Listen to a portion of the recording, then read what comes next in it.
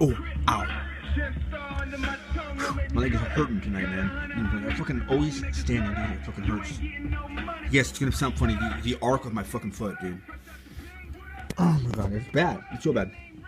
I mean, it's so bad that I'm not kidding when I say that. I'm concerned that if I don't do something about it medically, I'm gonna. It's why I know it's permanently. Probably got a permanent limp. Man, this is crazy, dude. Fuck.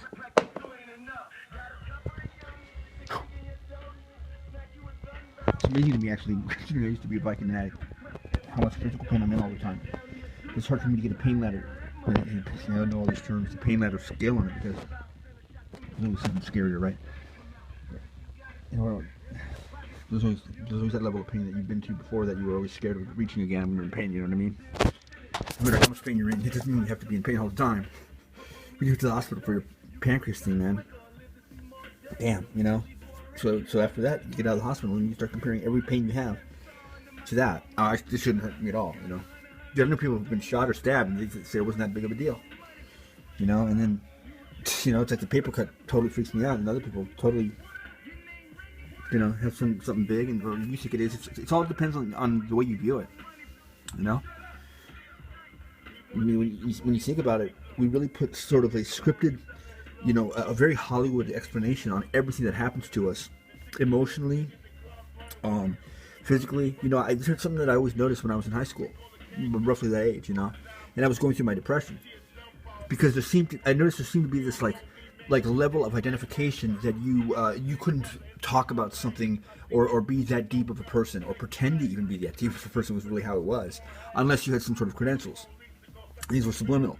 But what was funny to me was these credentials seemed so random and like trendy. You know, it's like in '87, like if your parents were divorced, then that meant you were deep that year. And the next year, one of your parents had to die or your grandma just passed away. I mean, I never viewed it that way, man. I was never like, this really makes you more, you know, introspective than the other thing. The fact of the matter is, you know, and I used to always tell people this is the one thing about depression as an illness that really rocked me. The element of not having something like a physical wound or something like, oh, my girlfriend left me, was a huge part of adding the fuel to the depression. You know what I mean? Because when I had this one problem, like, people felt sorry for me. So I had to carry around this baggage of something that, like, you didn't fucking think we didn't realize, you know, why am I depressed? I have no reason to be. That's why I'm depressed. I don't know why I'm depressed.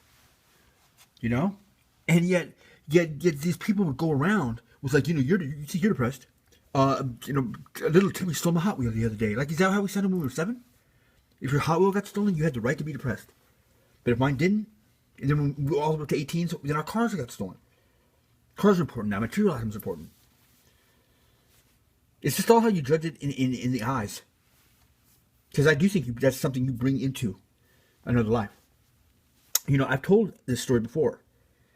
And it's weird to get into this because it could be a very long story, but it's not. In the years of 2000, oh God, what was it? Yeah, I was starting to work, so was it? Yeah, so it was early that. I thought it was later than that, but 2006, 2007. Well, yes, and Peter was gone in 2008. So 2006 to about 2008, I had severe sleeping problems. I mean, really bad. People are like, oh yeah, I know, sleep paralysis and all that. What was happening to me was really, really bizarre. Yes, I was getting sleep paralysis nightly. But I was having these, basically I was working all the time. I was finally sober enough to where I was adjusting to things in a sober world. And working was, of course, had replaced the drugs. So I was taking everyone's, you know, people who wanted time off because they were all married. I was like working all the time, just making money and buying crap on eBay. Like I had nothing else to do with my life. But my sleeping, God, man, it was just very, very bad. And since I was seeing a psychiatrist for my drug addiction, he started throwing all these weird prescriptions at my sleep issues that I was telling him about.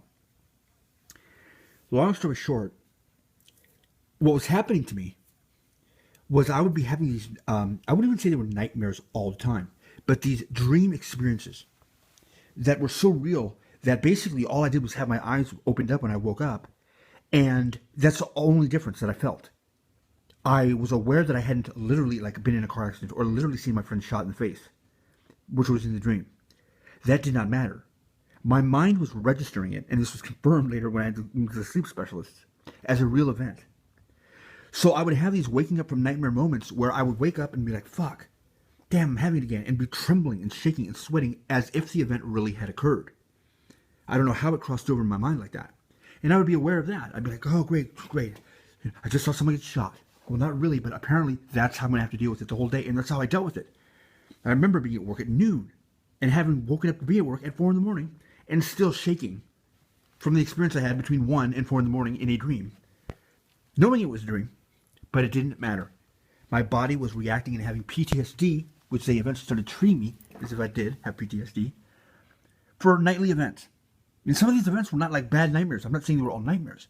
It was as if I was having post-traumatic stress disorder because I felt that I had an experience. Like, why do I not realize that that was a dream? Why do I have to wake up and feel as if I'm never sleeping? I have 2 lives.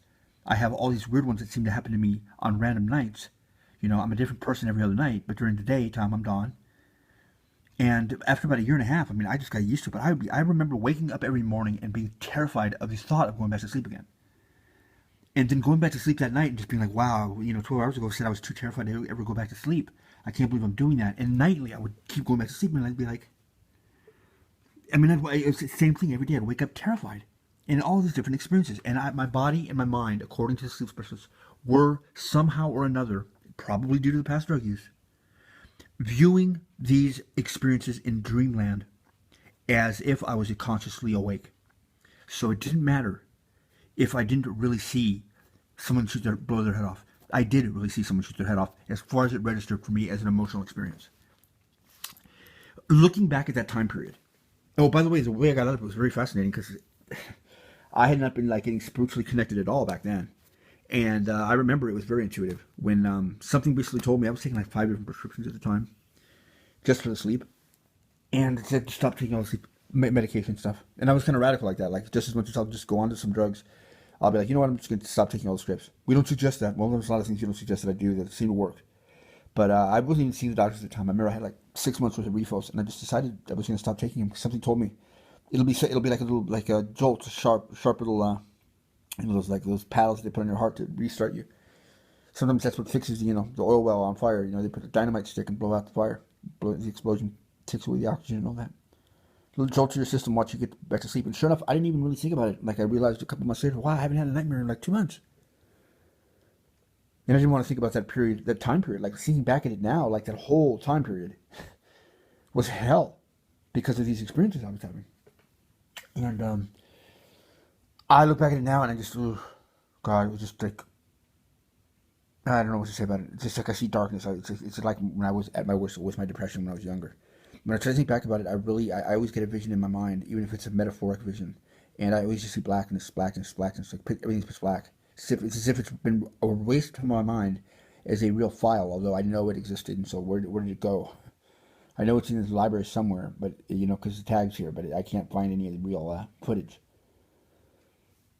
When I finally did wake up or get awoken, and I started getting some of these angelic emotions and feelings and stuff like that, and the arc thing got explained to me about the true essence of the archangels and things that I had never been told or would have even believed in school, having going to a Catholic school. So I would have heard that perspective of it.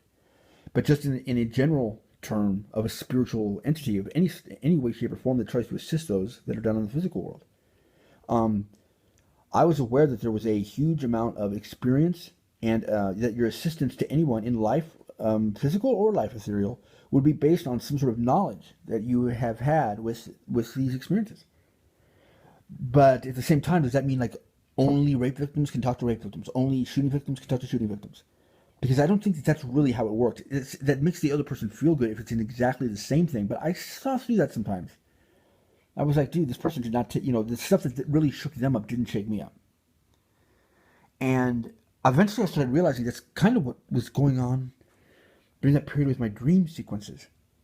And I started getting what would be a descriptive vision of what was happening then. I didn't know it then. These dreams I was having, I don't remember them specifically.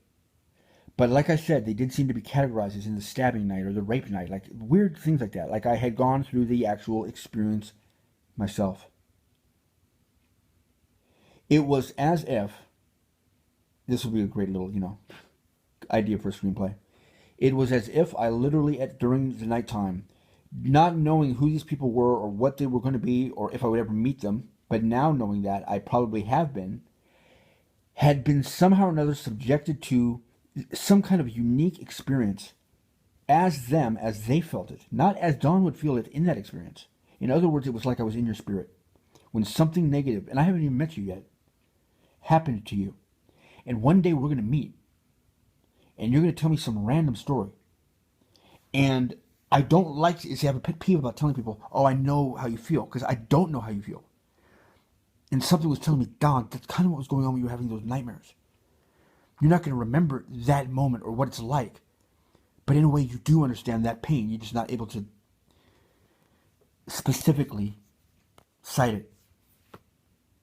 But just so you know, and I got really mad. I was like, wait a second now. Okay, because we're doing a lot of that at the time. Like explaining to me a lot of negative things that had happened to me in my past. And how that was affecting me now. As if everything I went through then was for the now, and the now wasn't that great. And I was like, so basically you're telling me that my life just started now. And now that I'm looking back at these things, everything I'm supposed to do is, I'm just supposed to like tag everything as, let that go, let that one slide, because it was simply a little ingredient for where I'm going to be now. I don't like that. But apparently with these nightmares, I may not be able to track the exact incident or anything like that. I don't remember seeing specific people, anything like that. But I did wake up feeling very uniquely different. It wasn't the same waking up with the same fear of sleep paralysis or anything like that. I would wake up as if I had gone through a different experience. One night was a stabbing. One night was falling out of a car. One night was a parachute accident. I mean, how would Don feel with those things?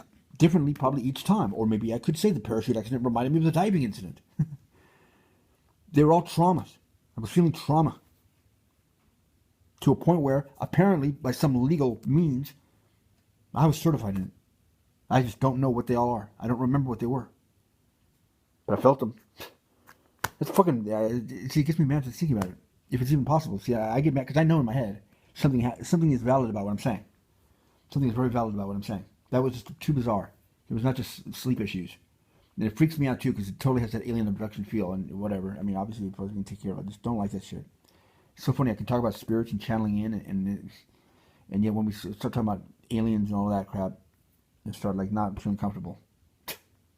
But I'm aware of that, and so when I find out my real mom and dad are a couple of gray aliens that have a spaceship up above, and they want to know if I want to come spend the night up in my bedroom, I'm gonna make them say that I'm sick and I don't feel well. I just want to go home. But you are home. See, I'm already making fun of it all. I hear alien laughter in the background. I'm out of here.